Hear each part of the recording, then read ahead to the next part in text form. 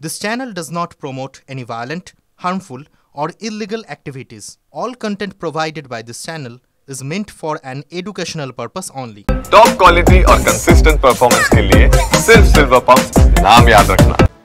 প্রকাশ্য রাস্তায় প্রবীণ বাম নেতাকে পেটানোর পরও এখনো কেন গ্রেফতার নয় শাসক নেত্রী বেবি কোলে? ঘটনার দুদিন পেরিয়ে গিয়েছে, পুলিশ ব্যবস্থা নিল না।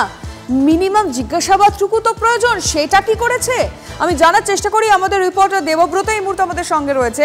দেবব্রত, পুলিশের প্রাথমিক যে কাজটুকু করার দরকার ছিল বা এখনো প্রয়োজন রয়েছে, সেটা কি করতে পারছে? বেবি কোলের সাথে কথা কি বলেছে এখন অবধি?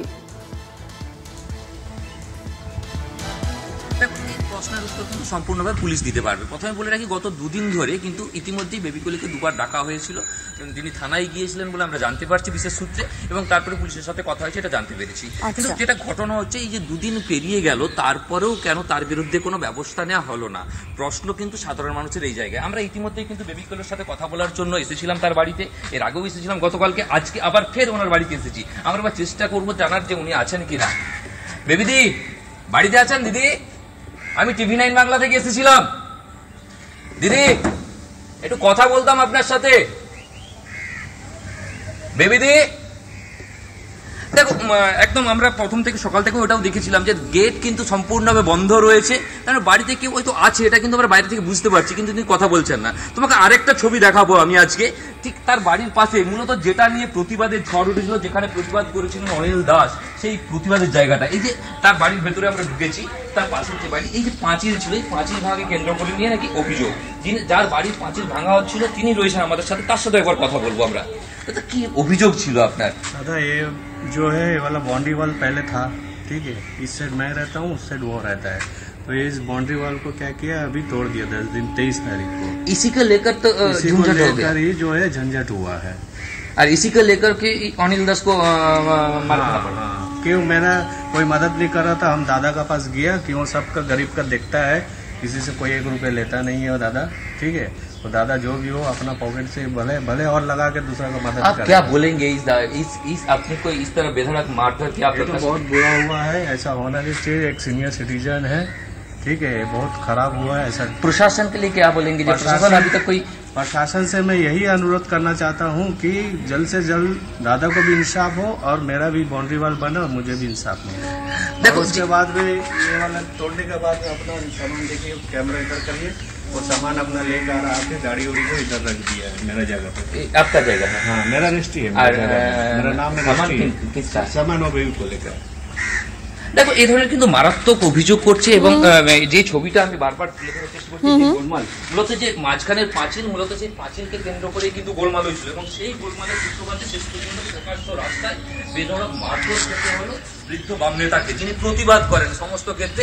এই যে ভদ্রলোক, উনিও বলছিলেন যে 1 পয়সা নেননি, উনি সাধারণ মানুষের, গরিব মানুষের পাশে গিয়ে দাঁড়ান, সেই মানুষটাকেই মার খেতে হয়েছে। আর তার জন্যই কিন্তু খড়গপুরবাসী গতকালকে রাস্তায় নেমেছিল, এবং আজকেও তারা জানাচ্ছেন, প্রত্যেকটা মানুষ চাইছেন যে দোষী ব্যক্তি, যিনি দোষী যারা, তাদের যেন দৃষ্টান্তমূলক শাস্তি হয়। তুমি নজর রাখো দেবব্রত, আপাতত ধন্যবাদ তোমায়।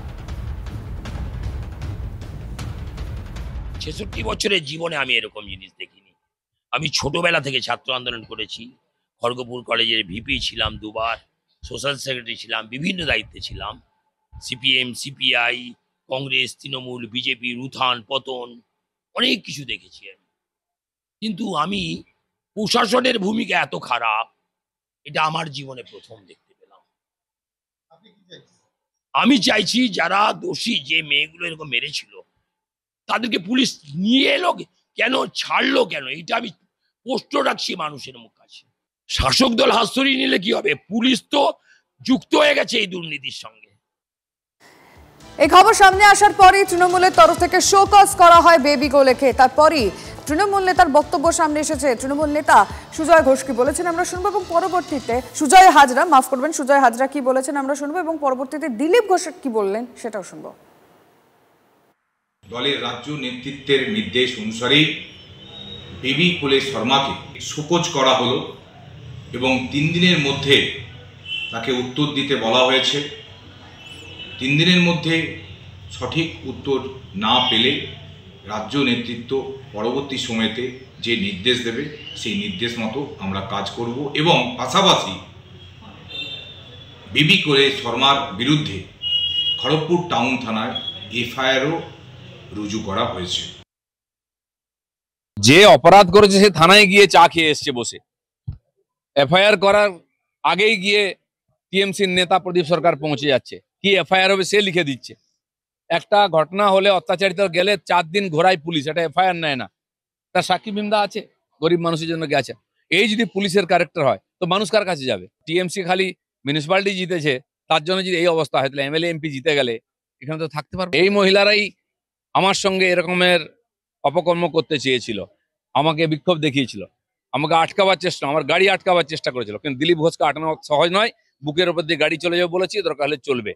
এই ধরনের মহিলাদেরকে আমরা সময় থেকে আলাদা করবো। আর যারা যে ছোট লোক নেতারা এই মহিলাদেরকে তৈরি করেছে এবং তার পিছনে দাঁড়িয়ে আছে তাদেরকেও এক্সপোজ করবো। একটাই কাজ করে, ল অফ ললেসনেস, বেআইনি কাজের জন্য রাজ্যের বন্দোবস্ত।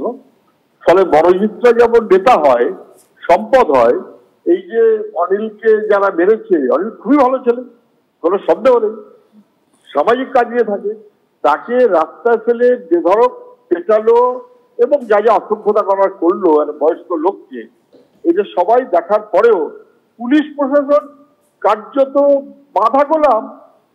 একটা দরখাস্ত করতে হয়, এফআইআর দিয়ে রেখেছে, একটা ডাকতে হয় ডেকে রেখেছে, তারপর ওপর থেকে কেউ বলেছে দেখো শোনো এইসব কিন্তু আমাদের মূল সম্পদ। এই ক্যাচাল পার্টি, মুখ্যমন্ত্রী বলেছিলেন না, ক্যাচাল পার্টি চাই, মহিলা ক্যাচাল পার্টি চাই, বুথে বুথে ক্যাচাল পার্টি দেবে। এরাই তৃণমূলের 24 ভোটার লিস্টকেই মান্যতার দাবি তৃণমূলের। কটাক্ষ বিজেপির। ভুয়ো ভোটারের ভোটে জিততেই 24কে ভিত্তি সাল চায় তৃণমূল। অভিযোগ শ্রমিক ভট্টাচার্যর। 24 ভোটার লিস্টে রয়েছে এবিটির জঙ্গি সাদ রাজির নাম, আর সেই তালিকায় রয়েছে বাংলাদেশি ভোটার নিউটনের নাম। ভুয়ো ভোটারদের মান্যতা দিতে কি 24কে ভিত্তিশাল চাইছে তৃণমূল? প্রশ্ন তুলছে বিজেপি।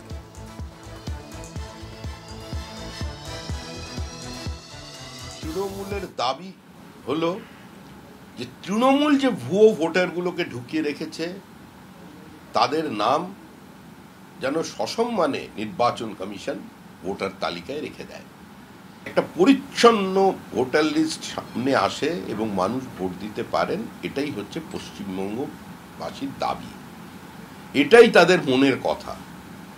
আর আমরা সেই লক্ষ্যে কাজ করছি। আমরা বিশ্বাস করি নির্বাচন কমিশন মানুষের এই আকাঙ্ক্ষাটাকে পূর্ণ করতে পারবে। কি বলেছেন কল্যাণ বন্দ্যোপাধ্যায়, শুনবো। তুমি যে রিভিশনের কথা বলছো, বিহারের ক্ষেত্রে 2003 বলছো, এই বলছো, আনো বলছো, এটা একটা কনফিউশন ক্রিয়েট করে যাচ্ছে। তা রিভিশন রোল যেটা হবে, যে আন্ডার দি স্ট্যাটুট যেটা আছে, সেটাতে বেস লেভেল হওয়া উচিত 2024-এ যে ভোটার আছে সেসব ভোটার থাকবেই, ইরেসপেক্টিভ অফ এনি কন্ডিশন।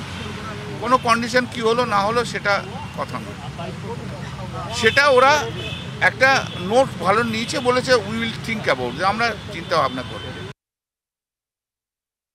সেটা যে চক্রান্ত করেছিল সেটা মমতা বন্দ্যোপাধ্যায় করে ফেলেছেন এবং তৃণমূল কংগ্রেস বুথ স্তরে, যেহেতু সংগঠন আমাদের বুথ স্তরে আছে, বুথ স্তরে গিয়ে সেই কাজ করেছে। এখন বিজেপির চক্রান্ত ফাঁস হয়ে যাওয়ার জন্য তারা এইগুলো বলে কোনোভাবে নির্বাচন কমিশনের সাহায্য নিয়ে এই নির্বাচন জিততে চাইছে। তারা যে পদ্ধতি নেই, বাংলার মানুষ তাদেরকে টাইপ করেছে, গণতন্ত্রে মানুষই শেষ কথা বলে, সেটা বিজেপির সঙ্গে নেই। সুতরাং স্বাভাবিকভাবেই বিজেপির গায়ে লাগছে, বিজেপি এই নির্বাচনেও আবার শূন্য।